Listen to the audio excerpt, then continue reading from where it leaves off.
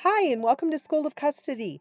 My name's Tamara Grosvenor. I'm your host, and this podcast is for informational purposes only. It is not intended to be legal advice or therapeutic advice. If that is needed, please consult an attorney in your jurisdiction or a licensed therapist. Please like and subscribe so that we can lower the number of children that are exposed to conflict. And also, you will receive notifications of future episodes and courses. Parents, please consider sharing this podcast with grandparents, aunts, and uncles, and those other family members that are involved in your children's life. Other family members can be a source of unconditional love and support for your children, and this is especially important when they're going through a divorce. However, they can also be a source of a loyalty conflict if they feel like they have to choose between their parents or which side of the family they need to choose to support. And this could cause them to estrange from you and or that whole side of the family in future. Other family members can be a great source for children.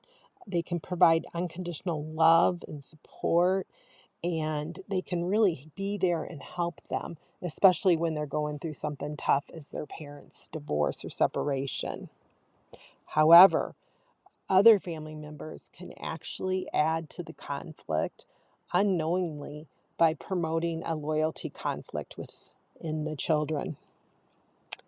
Ryan Thomas, he's an adult child of parental alienation, and on his YouTube channel, Ryan Thomas Speaks, he describes many of the behaviors that caused him to reject his father.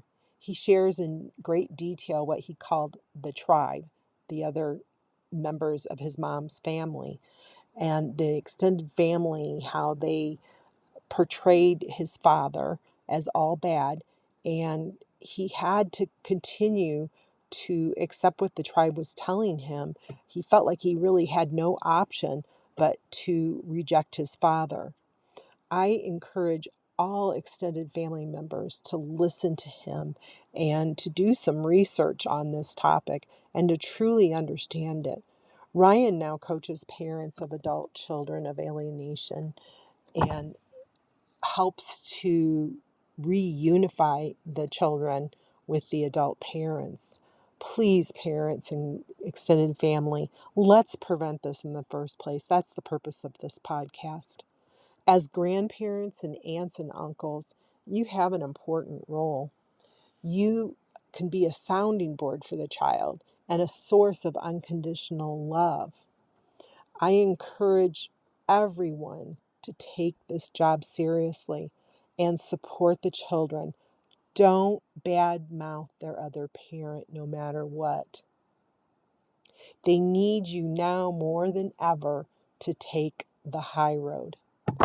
When I was 13, my parents divorced. I was fortunate enough, I really can't recall either one of my sets of grandparents ever bad mouthing or saying something bad about my other parent. When I graduated from college, my parents were able to sit down at a table in a restaurant with my grandparents and other family members and a few of my friends and share the bill.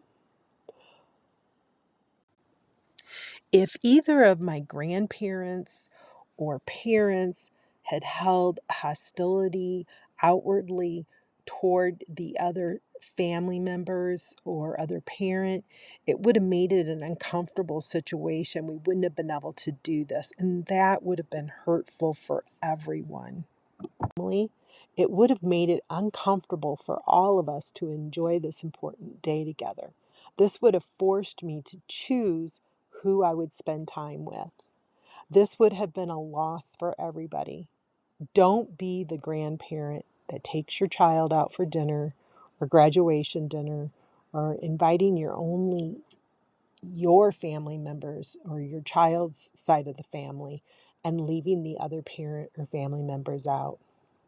Of course, sometimes there are instances where the parties just can't be together, such as domestic violence, restraining orders, or personality disorder, such as intermittent explosive disorder, IED, which causes people to be argumentative.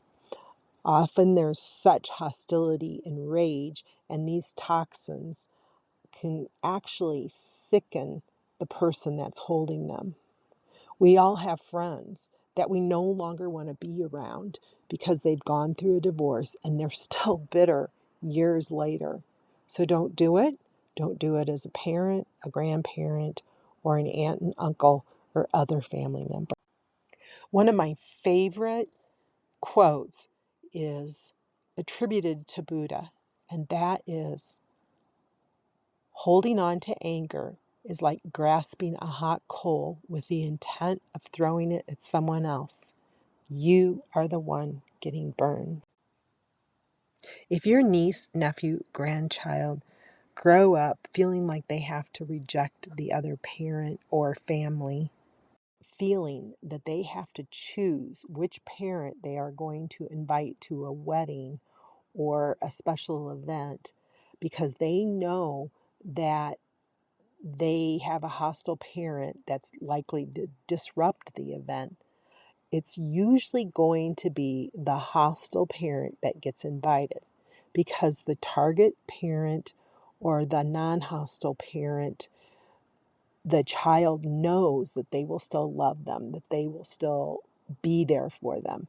But they know that the hostile parent is one that could reject the child or withhold love or resources if they don't do as the hostile parent wants. I know this makes no sense. You would think that the child would choose the better or safer parent, but unfortunately, it frequently is that the child will pick to align with the aggressive or alienating parent just because that way they maintain the love of both parents. Please don't do this to the children. This feeds a loyalty conflict and it can cause long-term damage and pain for the child, and it will cause them relationship issues throughout their life. This can also circle back when the child is an adult child and they may end up estranging from the hostile parent.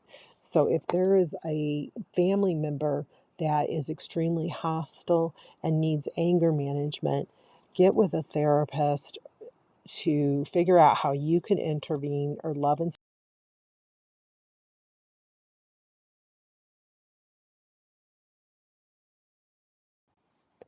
the reason it's so important to address these issues early on is these children are going to grow up and there'll be sporting events, weddings, graduations, bar mitzvahs, baptism, quinceañeras, funerals, and many other family events that are going to be part of their life.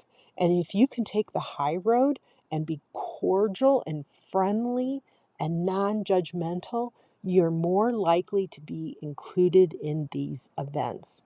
And if the other side is extremely hostile or alienating, it's going to be really important that your behavior is the best it can be and that you're on the high road, because when the child eventually figures out what the hostile parent and alienating family members did, they may never want to talk to them again. And so you need to have taken the high road and be the best you can be.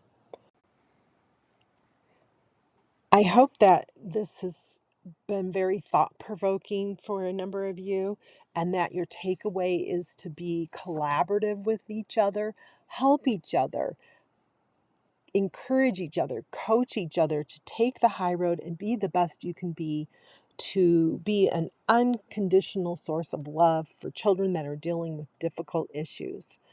I would suggest visiting Ryan Thomas Speaks' YouTube channel to learn more about what it was like for him as a child when he was dealing with the hostilities, anger, and alienation from his mother and her tribe, and read the book Divorce Poison by Dr. Richard Warzak, the book Don't Alienate the Kids by Bill Eddy.